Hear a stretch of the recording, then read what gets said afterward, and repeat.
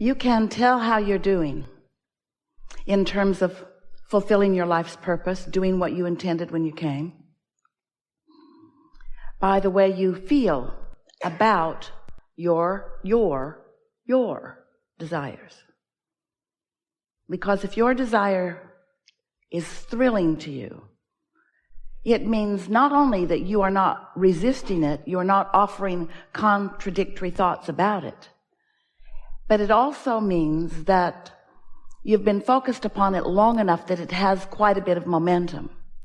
That's what that thrilling feeling about your desires is about. If your desires bore you, you're not necessarily contradicting them, but you're not necessarily focusing much upon them either. And so, by lack of attention to them, there is not much momentum going, so they're not that powerful. So when someone says, how you doing? You go, okay. That's different than what we mean here by having desires that thrill you. When your desires thrill you, it means that you have found a piece of the desire and you have focused upon it enough that it is often active in your vibration.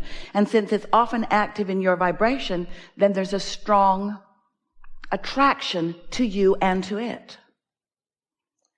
But there is some distinction that is worth understanding. And in order to understand this important distinction that we're about to offer to you, you must first realize that you, in your physical bodies, are an extension of non-physical energy.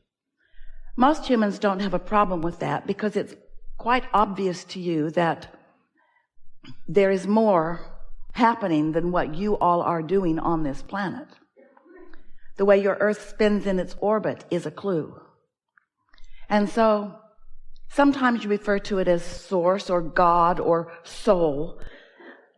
So you have some awareness of this non-physical energy, but we want you to understand the power of you that existed before you were born into this body, and the power of you that non-physically exists even though you are now in this body. We want you to understand the two aspects of you, because if you don't understand the two aspects of you, and if you aren't wanting each day to accomplish a blending of those two aspects, then you cannot really be you. Then you may be doing things all day, every day that contradict who you really are. And so you are affecting a sort of separation. That's too strong a word, but you can pinch yourself off from yourself enough that you don't feel that good. You begin to feel insecure or jealous or unstable or vulnerable or even angry or frustrated. In other words, all of those negative emotions that you sometimes feel are your indicator that you are not allowing, by virtue of the thought that you are thinking in your human physical personality, you are not allowing the whole of you to be present with you right here, right now, in the moment of this negative emotion. And so, as you come to understand these two aspects of you that we are always wanting to help you find a blending between, then you can begin to understand how you really create your own reality. When life causes you to know what you don't want, you also know what you do want. When life shows you what you do want, it also shows you what you don't want. This contrast helps you in the deciding of what you want.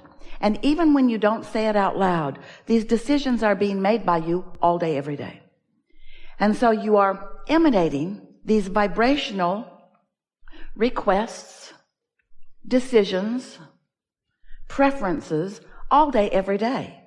And this stream that is flowing through you, that we are going to today, just for fun, to call your stream of desire, this stream of desire that is emanating from you, is received by this larger part of you. That non-physical part of you, that even though you are in this body, this non-physical part of you, the source part of you, now understands more that you have discovered, just like you said you would, in this time-space reality. New ideas, new experiences, new exposure to new life. This combination of beings that is happening right here in this room, both physical and non-physical, has never been before unto the universe. And this unique body of consciousness is going to produce today some thoughts, some ideas, some motion forward that has never happened before. And so as you combine with the non-physical part of you, you are powerful. When you don't, not so much. So as you emanate these rockets of desire, and your source, your inner being, focuses upon them, there is a really powerful point of attraction. You know about law of attraction?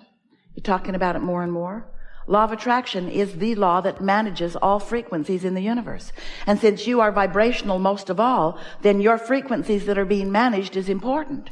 If you don't know that you're a vibrational being, then frequencies don't mean much to you. You just think you're seeing things and hearing things and smelling them and tasting and touching and doing stuff. You don't realize that you're creating through your vibrational focus. But once you come to understand that you are a vibrational being and that you are creating through your vibrational focus, then you might be a little more interested in the law of attraction which manages all of those vibrations. Law of attraction says that which is likened to itself is drawn. Law of attraction is what makes all your frequencies match up the way they do. It's why your televisions work. It's why your cell phone works. It's why you set your radio dial on the frequency of the station that is broadcasting what you want to hear, because your receiver has to be set to the broadcasting station or frequency or you don't hear it. You understand that as you're moving about your physical environment. But most of you have not thought of yourselves as being a transmitting and receiving mechanism, even though you are. And once you understand that you are, then you can begin to understand why things happen the way they do. Because there is a frequency that is emitted and a frequency that is matched by law of attraction and a frequency that causes other cooperative components to come to that frequency. And that's the reason that things happen around you the way they do. There's no mystery. There's no luck. There's no chance. There's no distortion. There's no unfairness. There's no any monkey business going on. There's just you and the universe and your point of attraction, period. We've enjoyed this interaction. That's all there is. That's all there is. And so you get to know that and you get to watch the evidence of that. You get to offer a vibrational frequency deliberately and you get to watch the results of it. Or you get to offer a vibrational frequency indeliberately. We call it creating by default. And you get to watch the results of it.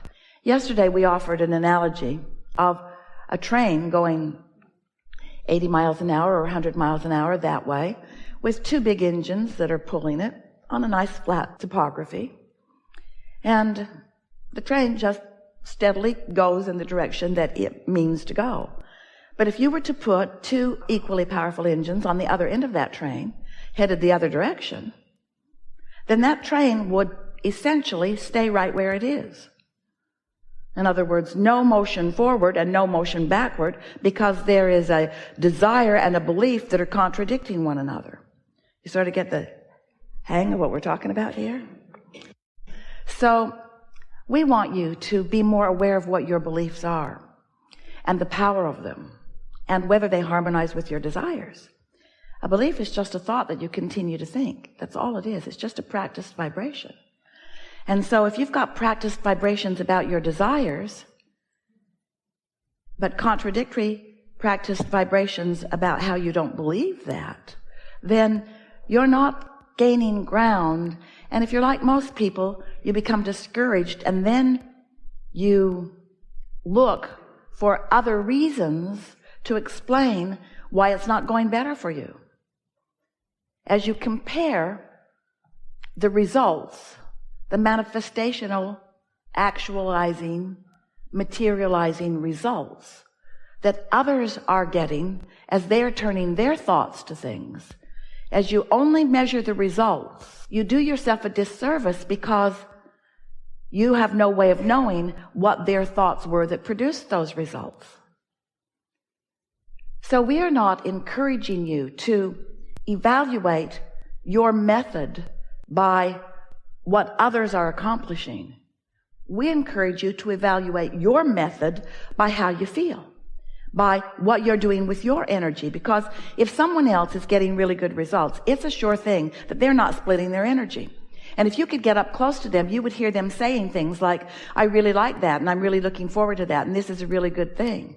And you would not hear them saying things like, I'm not sure, and I don't know what I'm doing, and I can't figure out how to do this, and life is really hard, and I really want that. But you wouldn't be hearing that from them. But if you're not aware of your own emotions, if you're only listening to words that people are saying and only observing the results that others are getting, then you're not giving yourself the opportunity to really understand what's going on with you. And what's going on with others really doesn't have anything to do with what's going on with you. You are the most technologically integrated society that has ever been, which means you've got your nose in a lot of places that does not serve you. We really think you should call it nose book.